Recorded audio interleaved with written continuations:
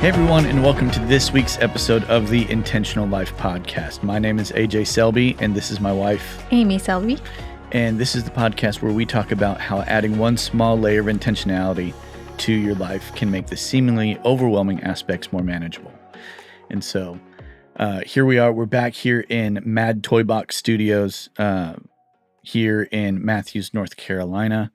And this is our new home. I've actually started working with Chris, the owner of Mad Toy Box, doing some work for him, and he's become a buddy of mine. And we both like bourbon and cigars and stuff like that. And so he's just a real cool guy, and we love this space. It's a great space to use. And so this will be our home for those watching on video. This will be our home for a bit. And so, yeah.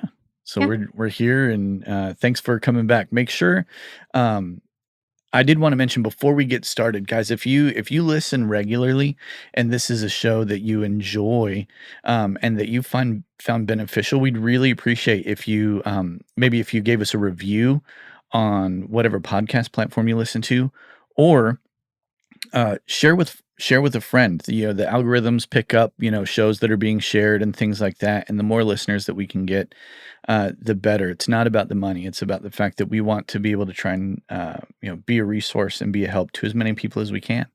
And so make sure that you like, share, and subscribe. You can find us on social media at the Intentional Life Pod. We put out shorts there and little bites of these conversations all the time. And so give us a hand. Share an episode, like it, review it. We'd love the feedback. So, baby, what is our question today? All right. Today, we have two questions that we kind of grouped together for today. So the first one is, what is the difference between lust and love? Mm-hmm. And our second question is how to do slow burn relationships. I can see how we would have grouped those together, because oftentimes something that is not a slow burn is really more of a fast and lustful, fiery sprint. When it comes to love and lust, really it comes down to what are the actions of those two things. And so, love is going to have very different actions and very different motivations. Motivations, and just how it shows up in your relationship than lust does. And it can be the feelings that go along with something motivated out of lust can be very deceiving compared to a relationship based in love. Because you've got so many endorphins and so much going on in the body, because it's thrilling. And love can have a lot of the same feelings, but it really comes down to what is the motivation behind the actions that are a part of that relationship. Yeah, I agree. I think the first thing that comes to mind for me is, at least looking at this from a biblical standpoint, my mind immediately goes to 1 Corinthians 13, which I think we quote it so much that I think sometimes people roll their eyes when you mention it, but it's a really powerful scripture. But it talks about love is patient. It's kind. It's not boastful. It's not proud. It's patient. It's all of these things. It's not rude. It's not self-seeking. And I think if we just flip that over, and what are the opposite words to all the things that describe what love is, I think we have lust. Lust is self-seeking. It's impatient. It is proud. It is boastful. It is rude. It is all of these things. And I think that just goes to what you were saying. It's it's more geared towards self. But yeah, the attitudes are different. The attitude of the heart and the mindset is different with both of those. And I think oftentimes we think, oh, well, lust. Well, that's, looking at someone inappropriately. Well, yeah, that's part of it. But you can not ever do that and still have an attitude that's geared toward lust rather than actually love and care for another person.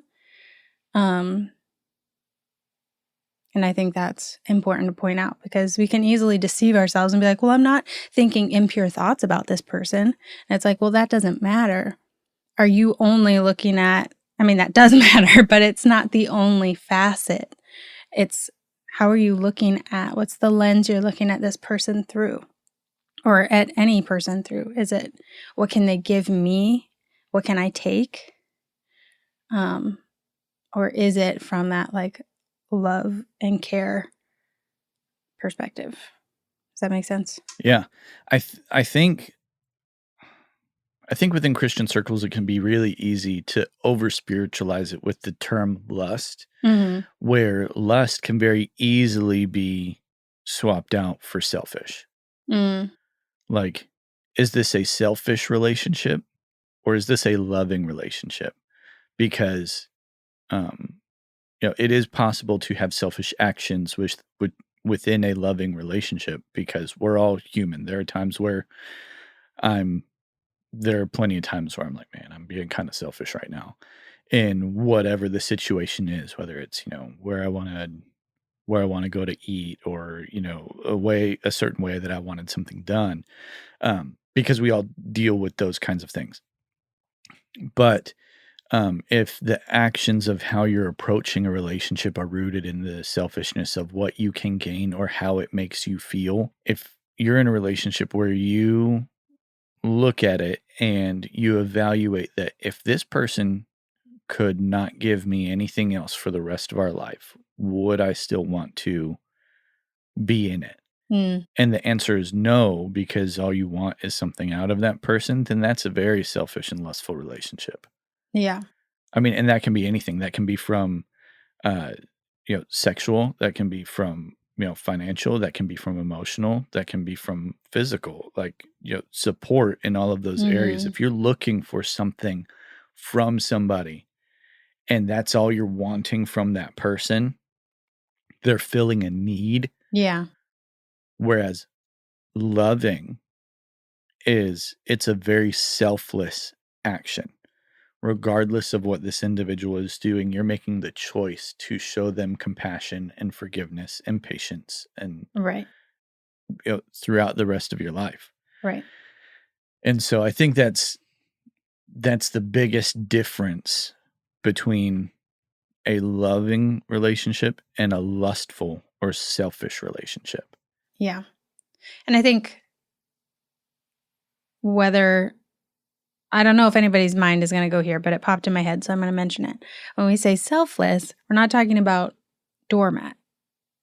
Like, just because you are like loving and serving that person from that place, hopefully their heart and their mindset is the same, but we're not talking about being a doormat for somebody.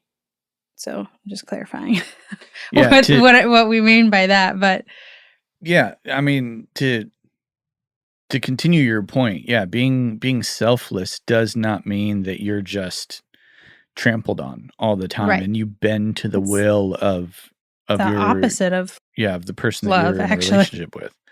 Yeah.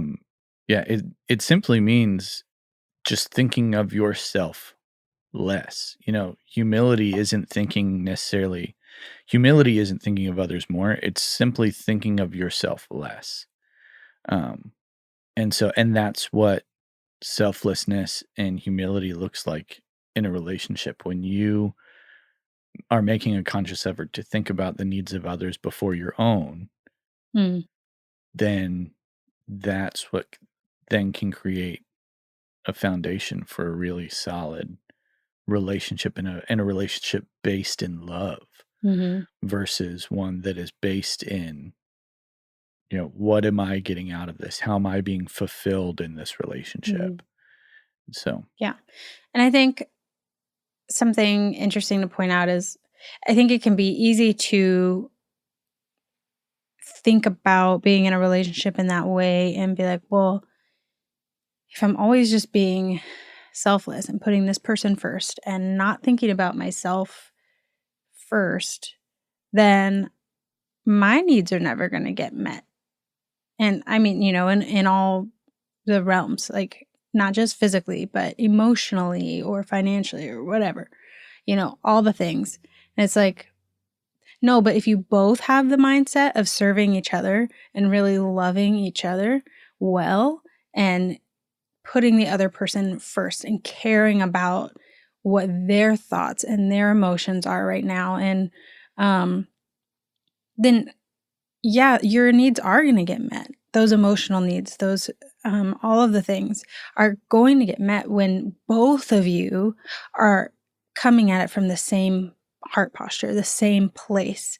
Um, and that's the really beautiful thing about the way that I think God really designed us to love one another. And that's, I mean, not just romantic relationships either, although, obviously that's um, a relationship to talk about this in. And that is what this person's specifically talking about is romantic relationships, dating and marriage and otherwise.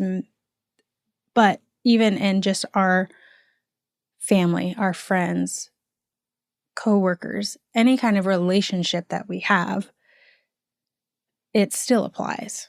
It's not just romantic. But that's more what we're focusing on in this episode, obviously. But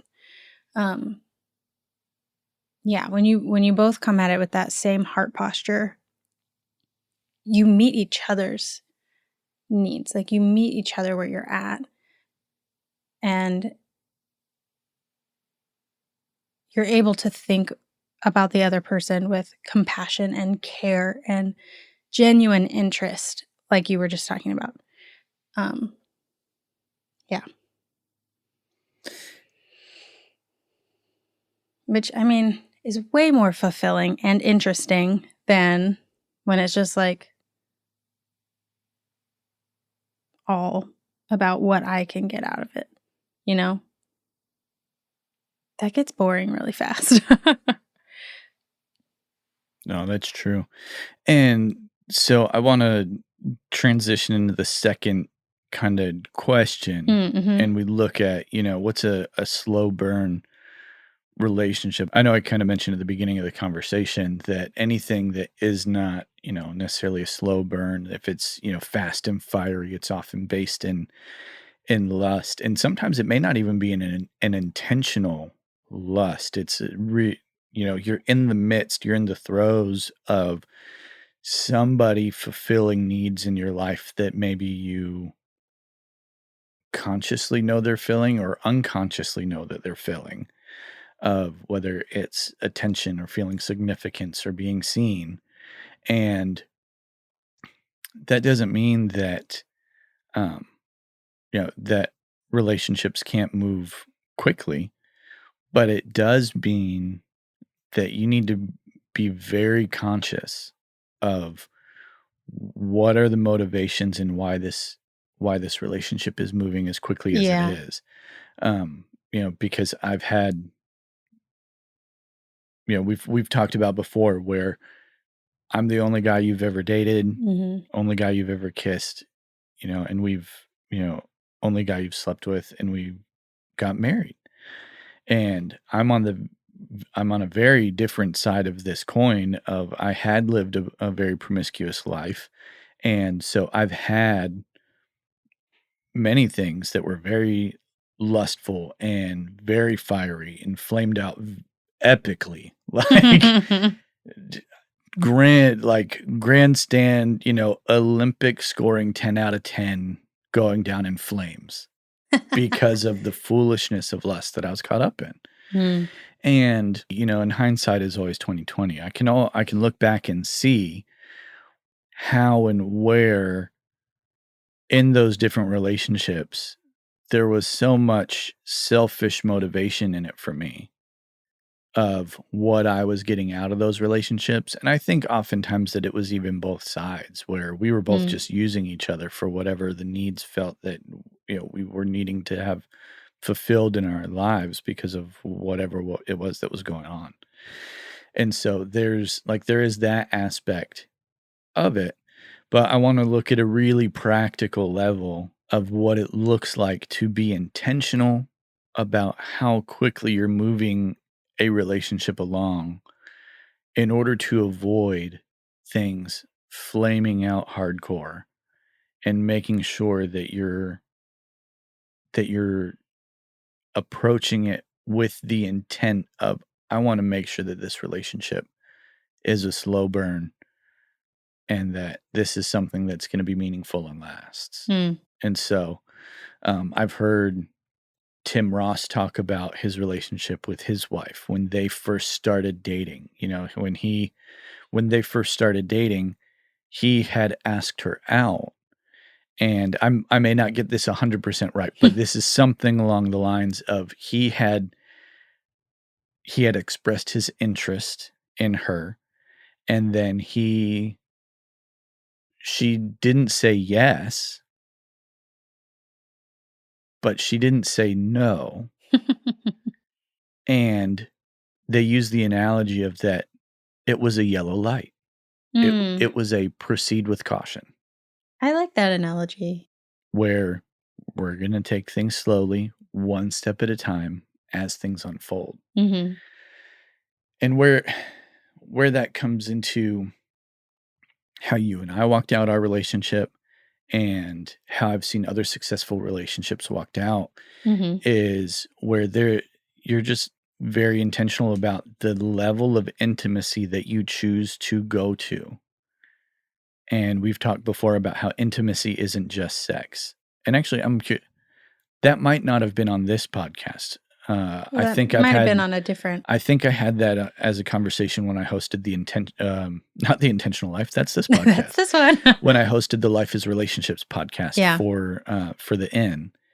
And so that was an intimacy isn't just sex episode uh, over on their podcast. But yeah, intimacy isn't just sex. Right.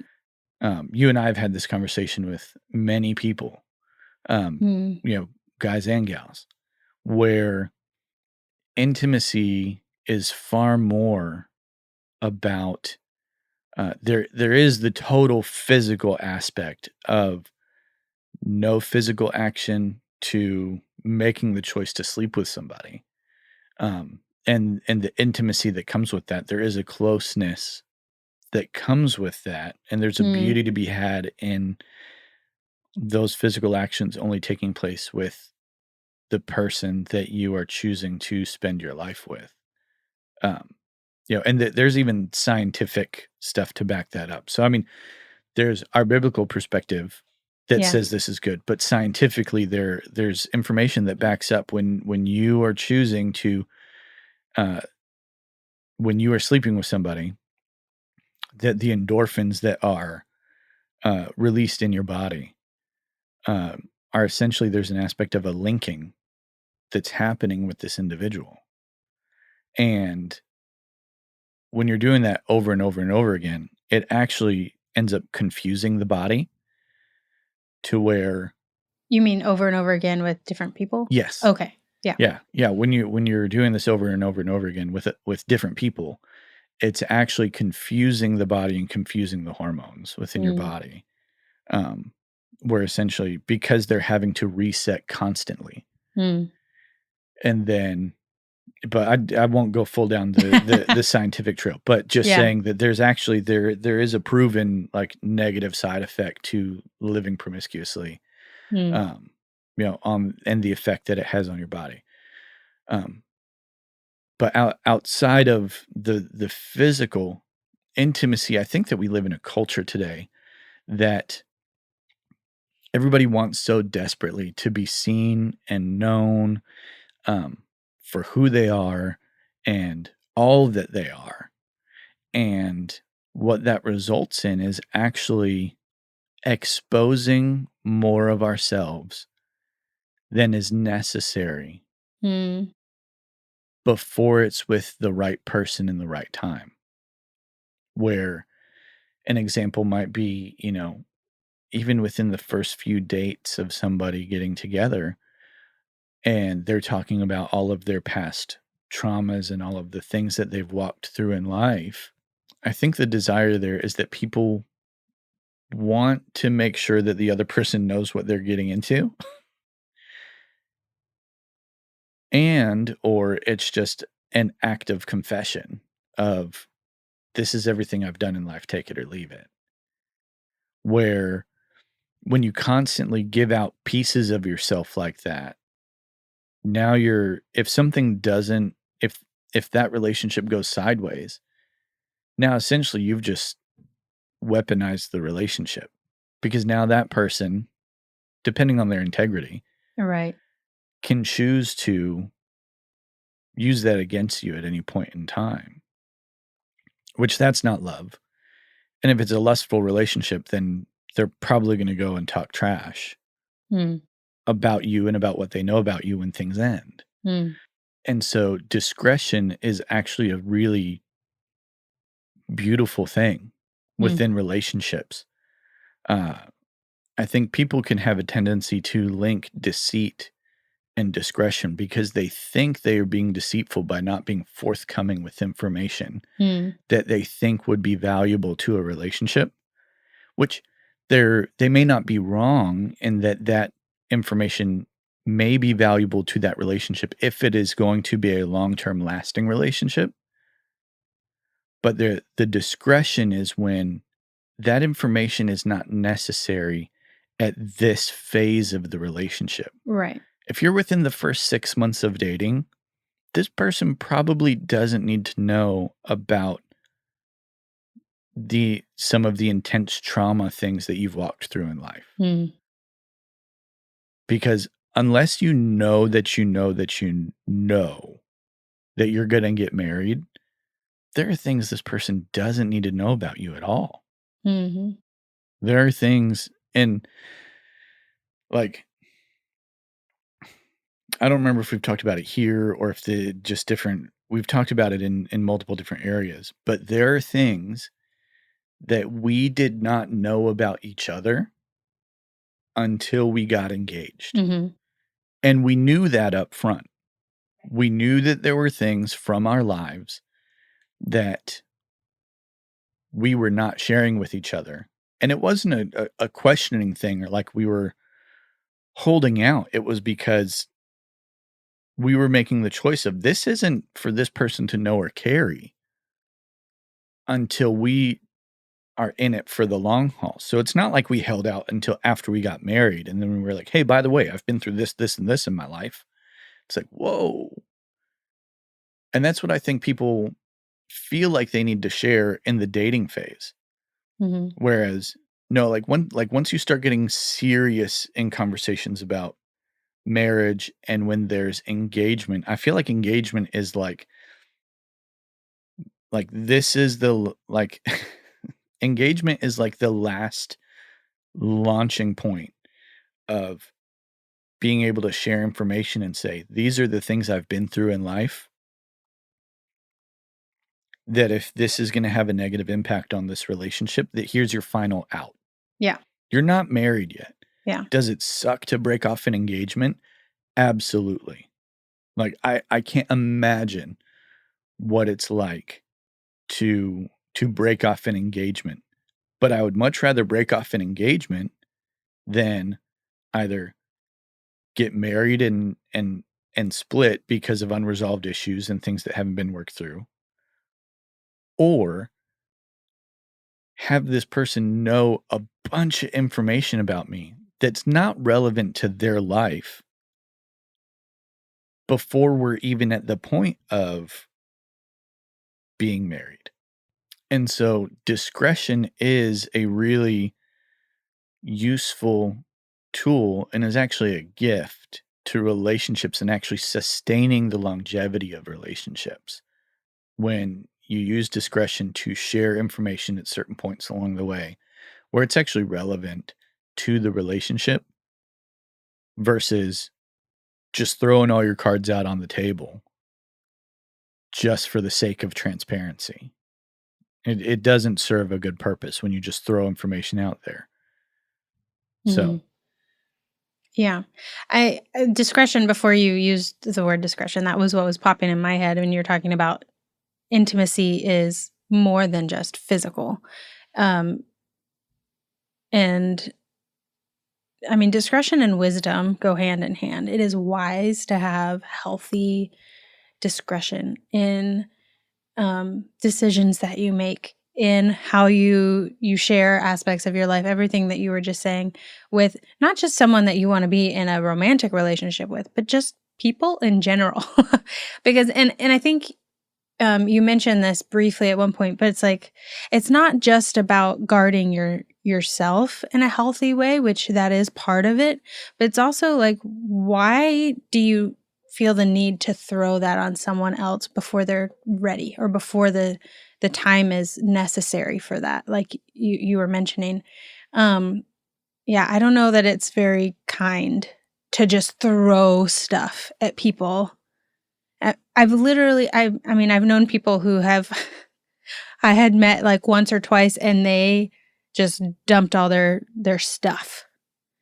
And, and these were friendships. Like you said, you're the only guy I've dated, so it wasn't romantic relationships, but people who just dumped stuff, and maybe they just felt comfortable with me, or maybe, I mean, I don't know what their reasons were. Maybe, like you said, they just wanted to be seen and heard.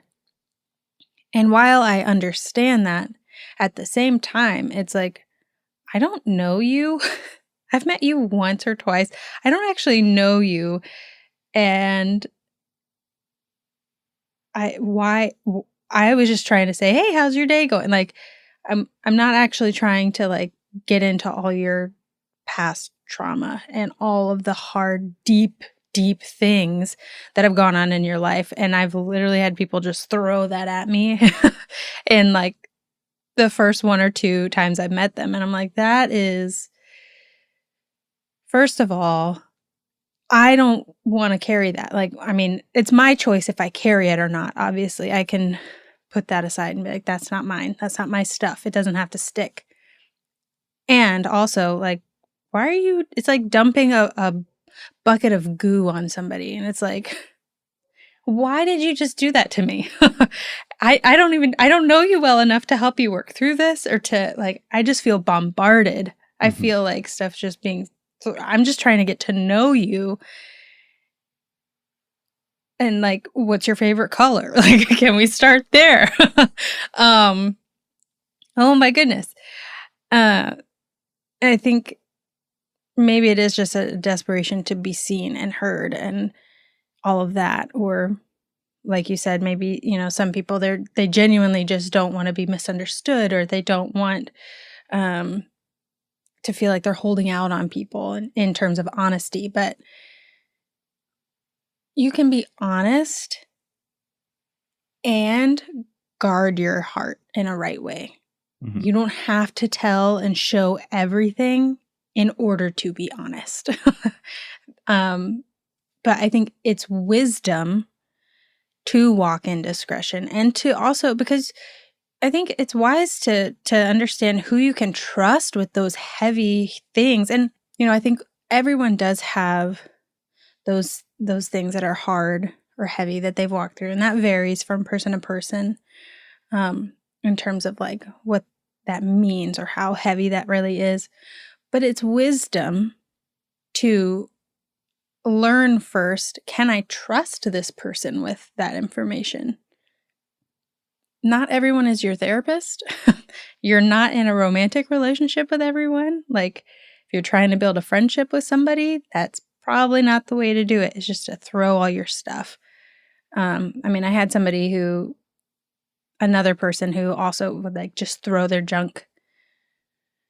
And like the first one or two times that they would meet somebody, I mean, like every person that they met, whether it was a romantic interest or just a friend, or they wanted a mentor, or what, like everyone.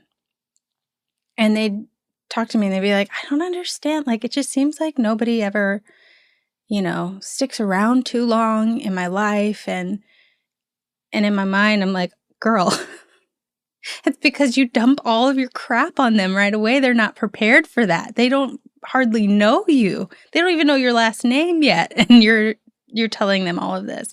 So it's wisdom to go a little slower at the beginning, and also to really get to know people in a way that's, can they carry this? Not that wasn't the right way to say that. Not can they carry this, because nobody should have to carry that for you. But can I trust them with this information, with this part of myself, with this part of my past, with this struggle, with this whatever the fill in the blank is. But yeah, what's your motivation for why you're telling somebody that information about you? Because that is intimacy. The more you share about what's in you and what you've walked through, that's deeper parts of yourself that are intimate, that not everyone, most people don't need to know those things. Very few people need to know the really deep, intimate places of each of us.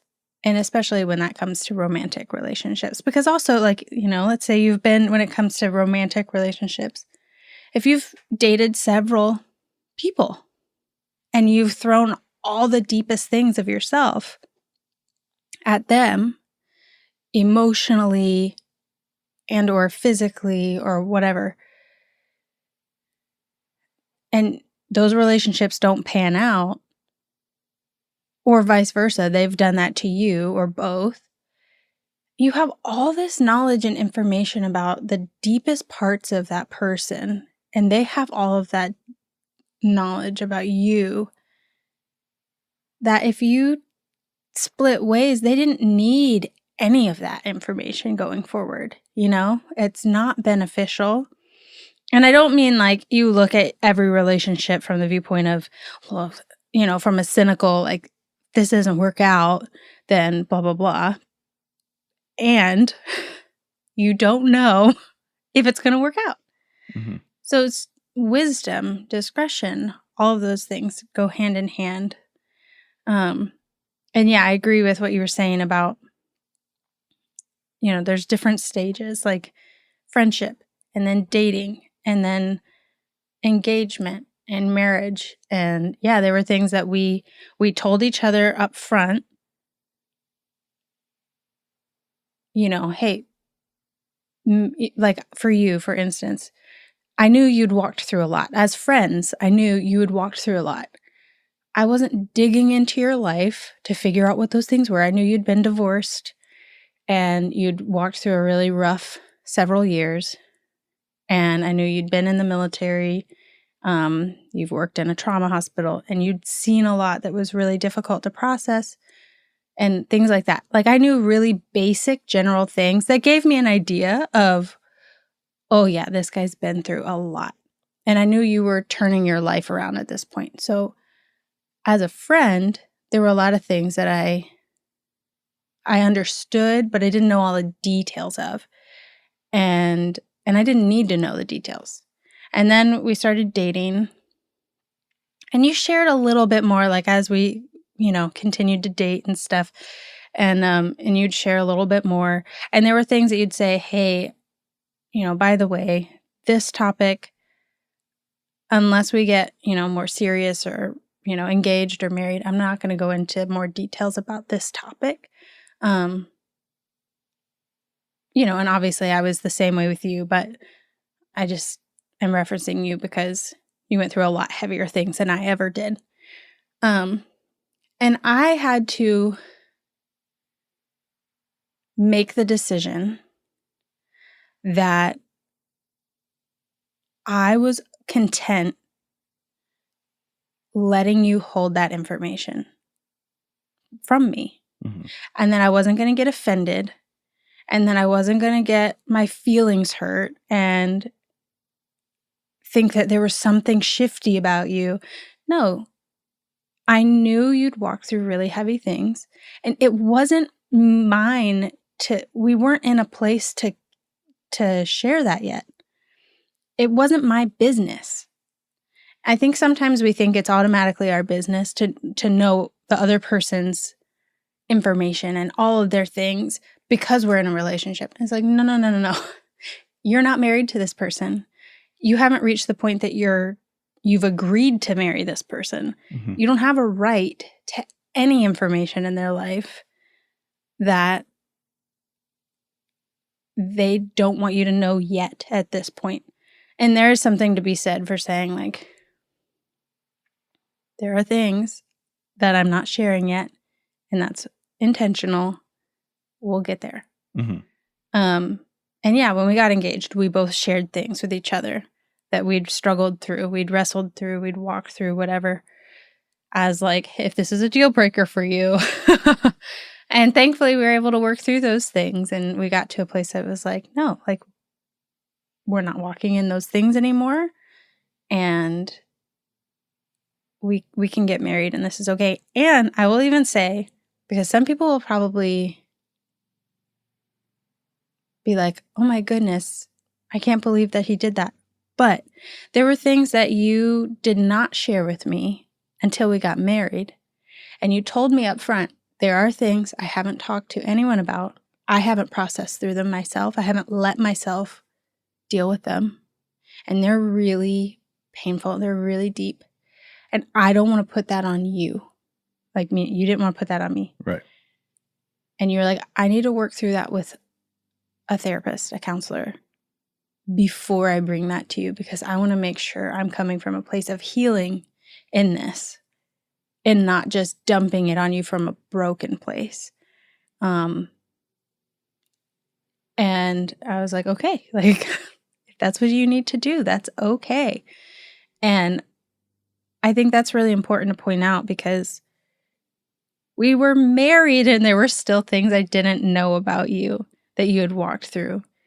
And it was okay, because you weren't just hiding away and like being this secretive person. Like, no, you were very open. You have always told me, you can ask me any question.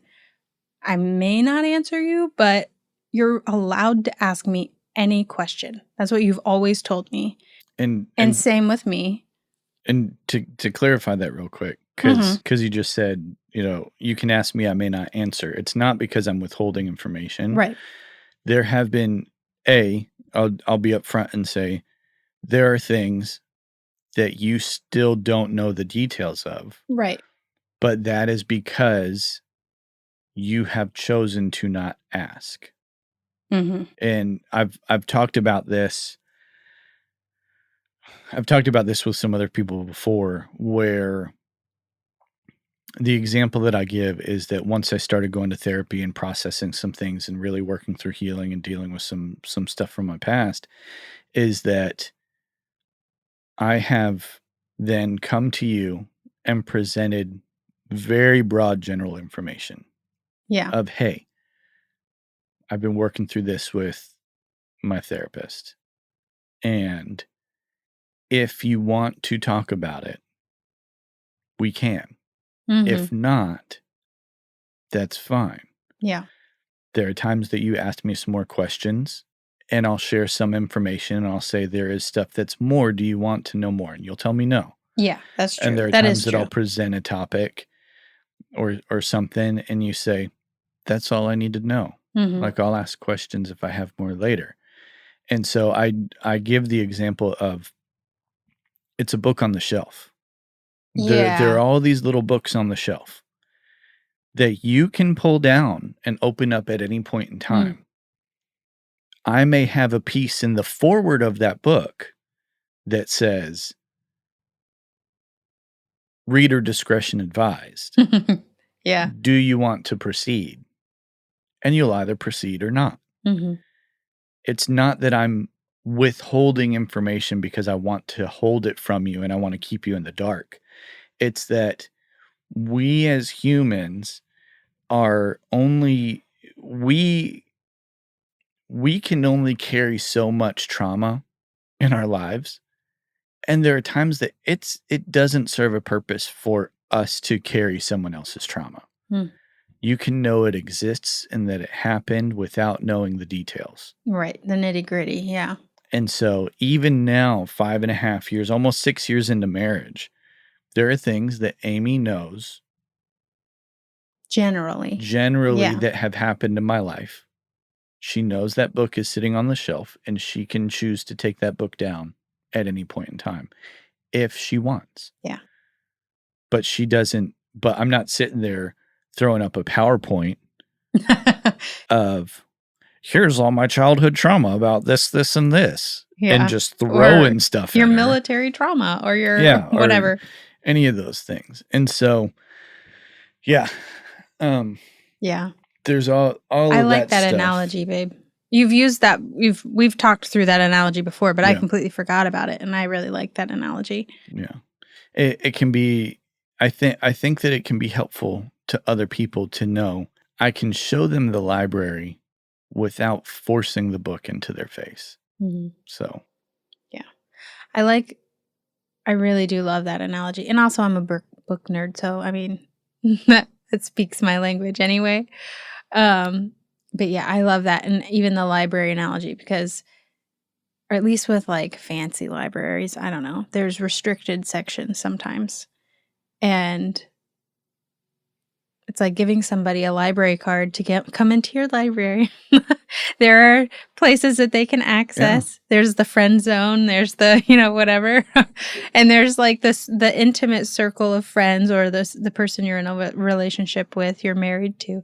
There's like the restricted section that's for the person you're married to, your therapist, your whatever, your pastor, the person you're like walking through heavy things with, that not everybody's library card gives them access there. Yeah.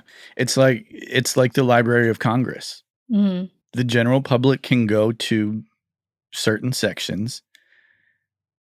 Other people with special press privileges get access to other sections. There are some people that are the experts that only get access to the archives. But your depth, like your level, gives you access to different areas. Yeah, that makes sense. But before I carry on, I want to talk about different levels of intimacy here in just a second. And I know we're probably running long, but I think this is a good conversation. Ooh, yeah, we are. But I want to move this along. I did want to call out one thing real quick. I was reminded when you were talking about just when we were talking about, different levels of struggles and things like that, there was something that I wanted to call out and that I wanted to bring up. There was a gentleman that I know who had a young man that wanted to date his daughter. And obviously, as a good Christian father, he wanted to sit down and have a conversation with this guy and just know more about his life. And as a part of that conversation, it came up that this young man had either been previously or was struggling with pornography. And at that point, that's where, as a Christian dad, it is a good thing to then, if the young man is willing and wanting to, if the young man wants to receive help in how to walk that out and be free of that, that you come in as a mentor, as a father to this young man and walk through things with him privately. But what this dad did is he said, well, if you're going to date my daughter, you have to come clean to her and let her make the choice if she's going to be in a relationship with you. And so in front of the dad, he made this young man tell his daughter that he had been struggling with pornography. Which, I mean, imagine the trauma that in and of itself creates. Yeah, that's for the young man and for the daughter. It's like that's not something that young woman needs to know about that guy. Because she doesn't need to carry that. She doesn't need to have that perspective of that young man. And then also for that young guy is that he chose to be vulnerable with a mentor. And that mentor took his struggle and weaponized it as an exposure. Mm. So what out of that scenario would make that father think that strengthens his relationship with that young man, or that communicates to that young man, hey, when you're struggling in life, you can go to some people that's safe and share what you're struggling with. Yeah. That completely destroyed that relationship. Mm. That dating relationship did not progress any further, obviously. Yeah, that's Because awkward. because then, of course, in front of the father, the woman had to make the choice. If she was gonna. The father made her choose in front of him. Are you going to choose to date this guy that has admitted to struggling with pornography, or not? And so that Talking whole about being thing between a rock and a hard place. Yeah, that whole thing. That's uncomfortable. You want to talk about just blowing up a scenario, blowing up a relationship, blowing up someone's their own walk with the Lord in faith because they had looked to you as a mentor, and now you just expose them. Like it was devastating. I was furious. And the fact that young man was honest enough to share that information. He didn't have to he could have chosen to lie. He could have withheld it, yeah. He chose to be honest, and rather than walking this guy through it, that makes me sad. The father weaponized it to keep this guy from being in a relationship with his daughter. And so Christian dads, do better. Come on. If you have a daughter that, and you're talking to a young guy and they're struggling with stuff, there's no need to give it to throw it out there to your daughter. Yeah. Walk with the guy. Yeah. Be a father to a fatherless generation and walk them through things. I mean, I think it would have been okay or appropriate for that dad to say, hey, thanks for being honest with me. I really appreciate that. Yeah, let's walk through. Do you want to be free of this? Like, do you want to not struggle with this? While you are struggling with this, I would appreciate it if you didn't date my daughter yet. Completely fair. If you want to be friends with her or whatever, but I would appreciate if you didn't enter into a relationship with her yet. Yeah. Until you're on the other side of this, until you've gained freedom in this area. You have accountability in this area and all of that. I think that'd be appropriate. Yeah. That's okay. But yeah, that doesn't sound like a very healthy way to handle that situation. That breaks my heart for all of them involved. And I'm sure that girl's relationship with her dad was even completely thrown off. And it would make it hard to want to share anything with your dad if that's how he, was going to respond and how he was going to treat difficulties and insecurities and struggles. Yeah, that's rough. Yeah. Christian dads, don't be toxic. Don't be a toxic Christian. Yeah. So I want to, aside from that, back to the intimacy and stuff like that, so we can try and wrap this up. I realized we've been here for a while. That at the ministry that Amy and I used to work at the inn, the director there still is a program called Train to Reign where it's a marriage and parenting conference where the first week is all about marriage and a strong foundation of marriage. And the second week is a strong foundation of parenting and, how to disciple children and all that stuff. And so as a part of that, in the marriage week, there was a conversation that would be had that he would teach about that had to do with levels of communication. And he used this analogy of a house. And I'm going to kind of paraphrase and I'm going to go through it kind of quickly. Amy, fill in any gaps that I may be missing. And so when it comes to different levels of communication, we're talking about being very intentional about different phases, about how much you're sharing about what. And so he would share about how, when there are 5 different places, there's the front door, there's the living room, there's the kitchen, there's the bedroom, and there's the penthouse. Those are the 5. So the front door, that's it's the front door. It's where general greeting happens. Yeah. It's where some people, you allow some people into the home and where you don't let others into the home. Right. And that's where just general passing, that's your acquaintances. Well, I mean, may not even be acquaintances. It may be acquaintances of acquaintances at that point. Yeah. The living room, that's like the formal living room. That's kind of where that's where the door salesman may come into your home and sit and give their pitch. And where you talk about generalities of life, or where if you have, a contractor come over to your house, they may look at the work that needs to be done, and then you end up in the living room and you're kind of talking business, right? The third place is the kitchen. That's where life is lived. That's where bread is broken. That's where there's more strengthening of those relationships. And that's where a lot more life is shared. There's still not super deep, intimate things. You're starting to share your opinions and your thoughts and yeah. And so where there's a little more trust, where there's a little more vulnerability. And so that's where, more relationships are strengthened through that.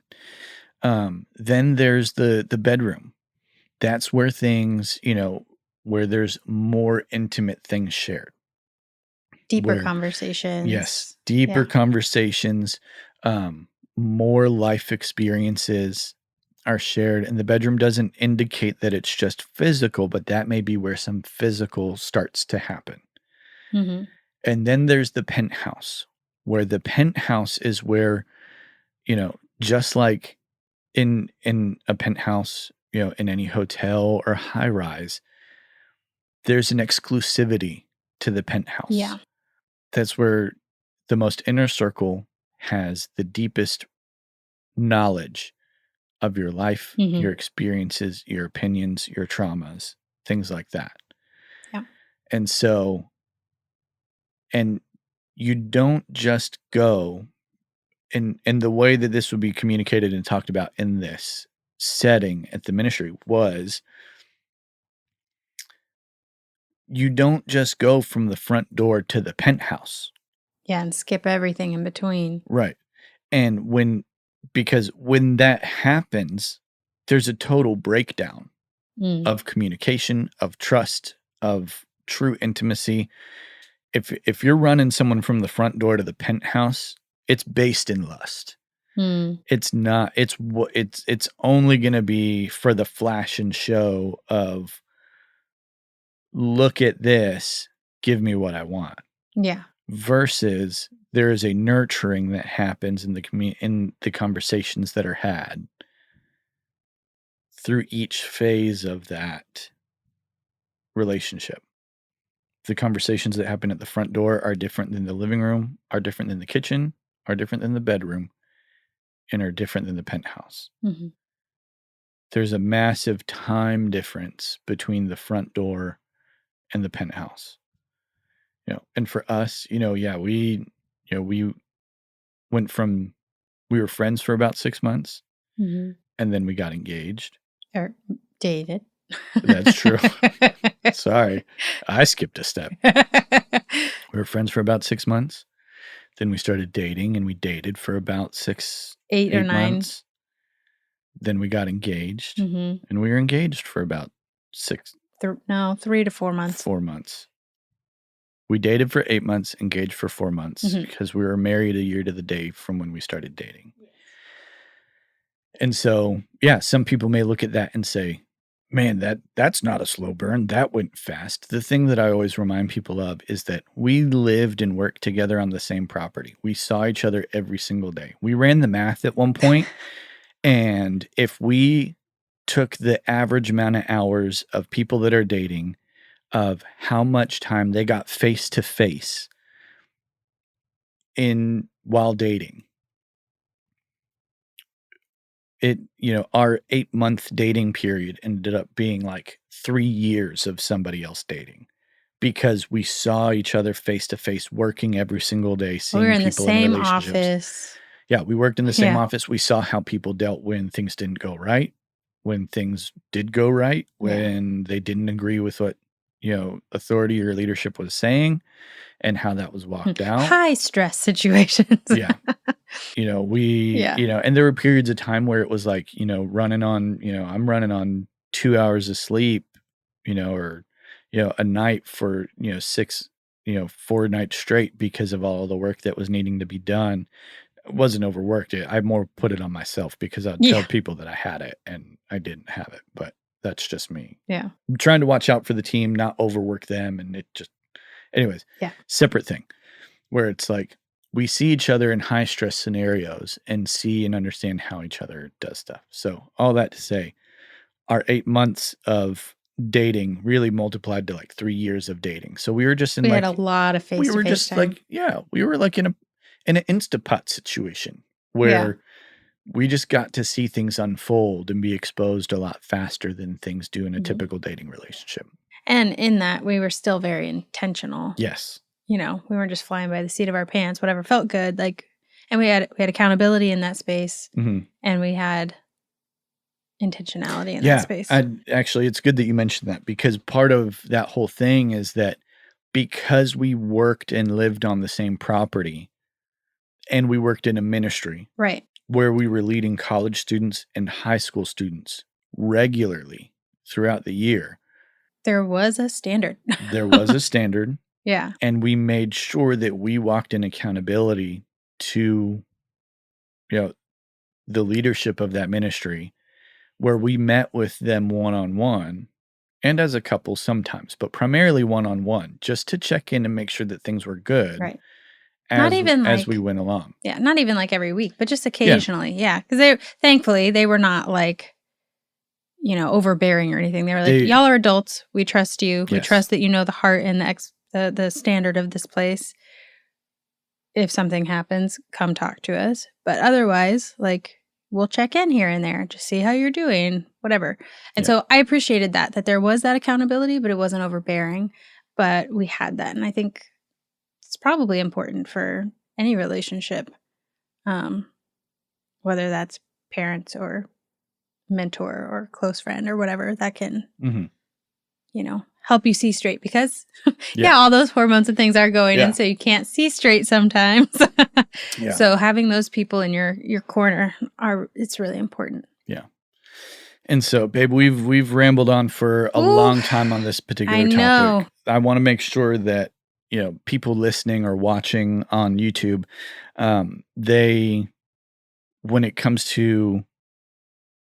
when we're talking about relationships, when we're talking about intimacy, when we're talking about slow burn relationships, lust and love, some very intentional things to take away from this conversation would be making sure that your motivations in your relationship are based out of a place of selflessness and not selfishness.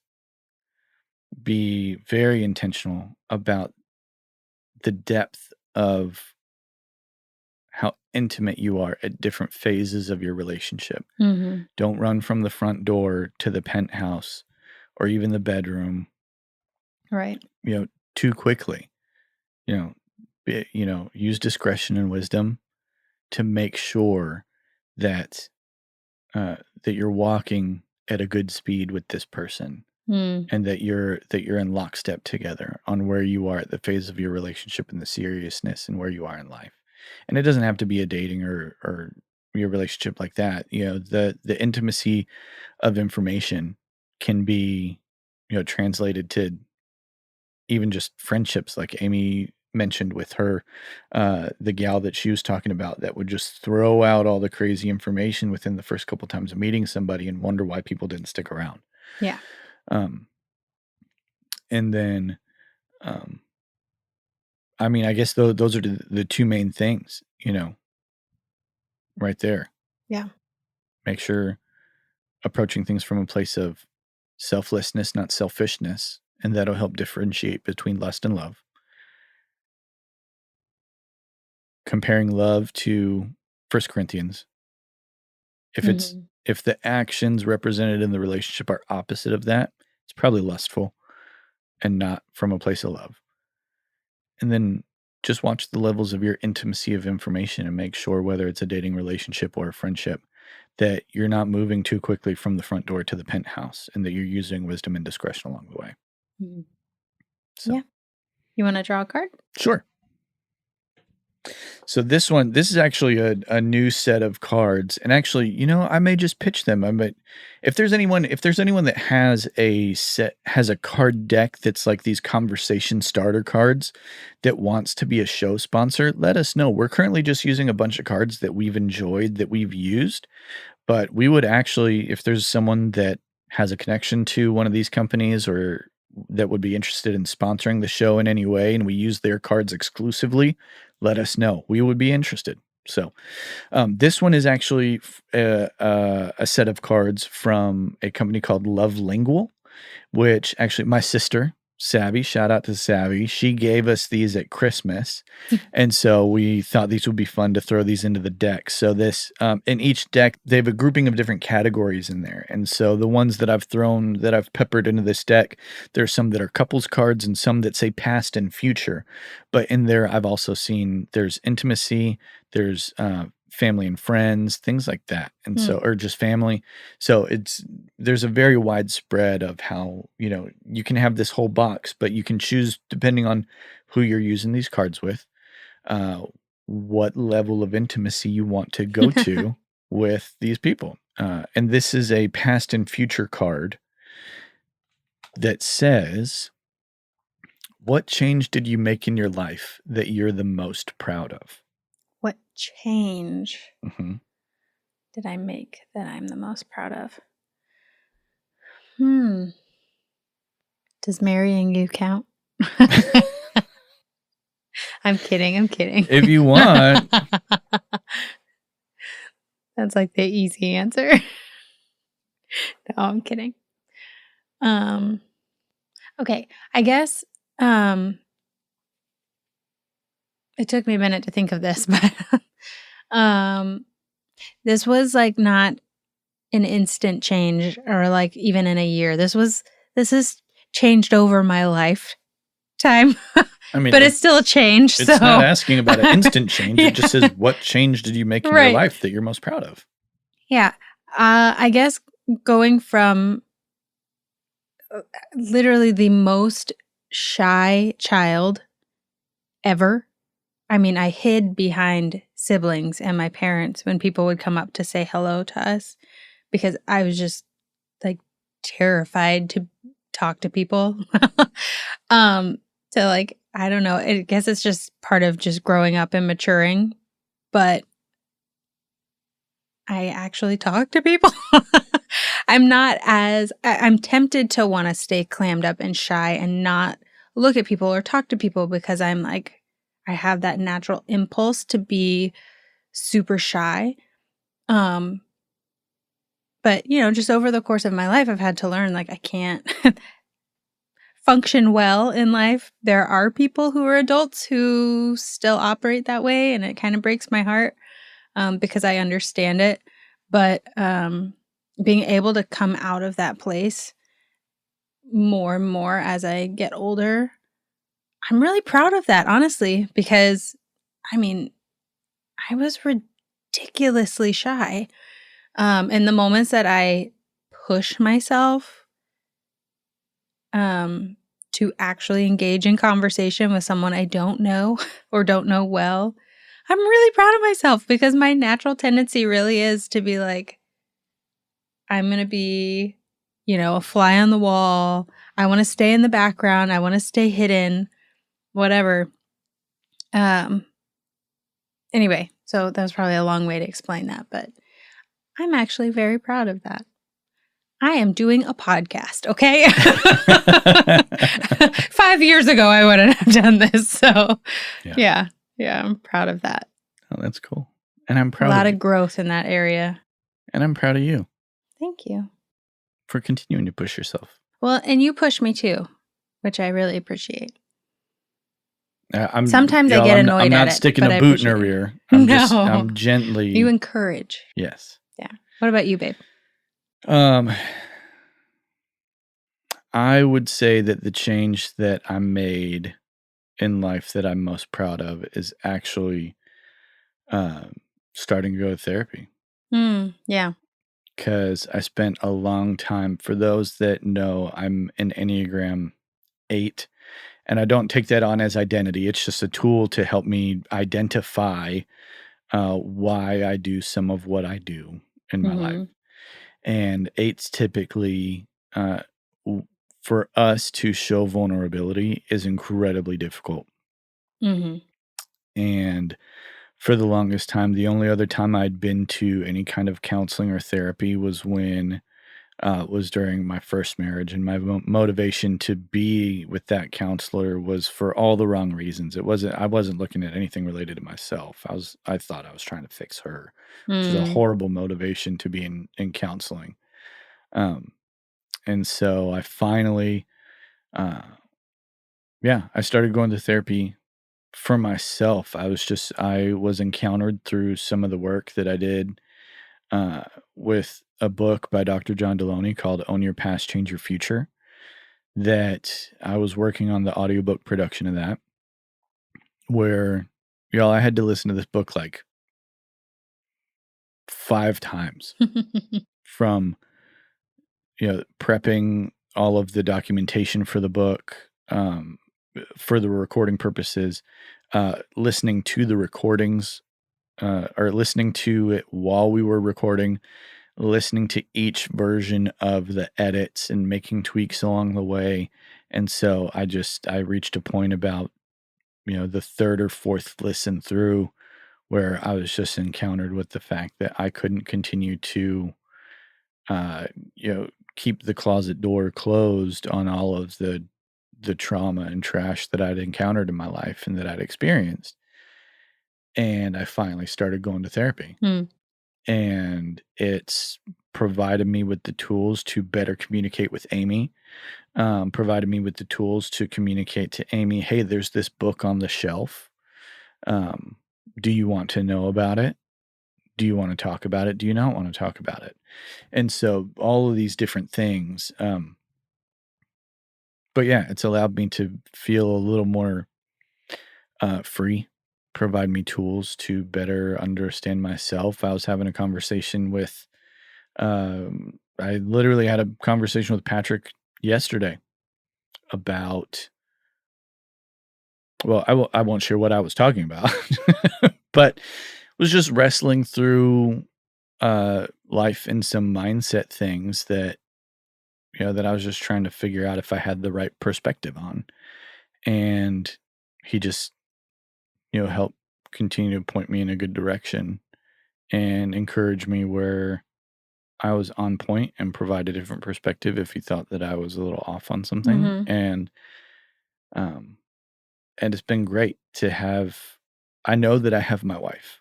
I know I have you that I can talk to, and we can be vulnerable. I can be vulnerable with you, and you can encourage me, and we can have conversations.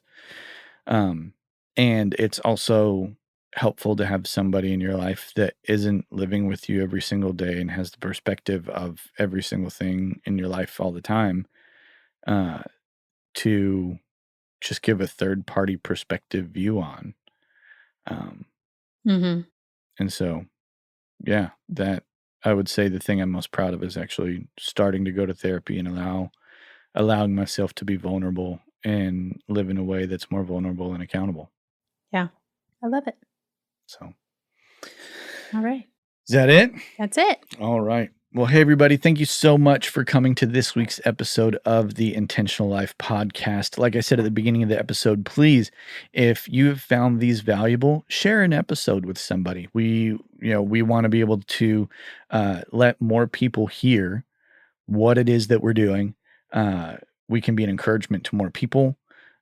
We just want to continue to increase our audience in that way, whether that's, sharing the episode from YouTube or whatever podcast platform you're listening to, sharing, reels or shorts or whatever from social media platforms, and, just continuing to put the word out there. If you would like, give us a review on whatever podcast platform you're listening to. That's always helpful and encouraging as well. We love seeing the comments on YouTube whenever those do come in. And so thank you again for listening. This has been the Intentional Life podcast. Again, my name is AJ Selby. I'm Amy Selby. Thanks for listening. We'll see you in a couple weeks.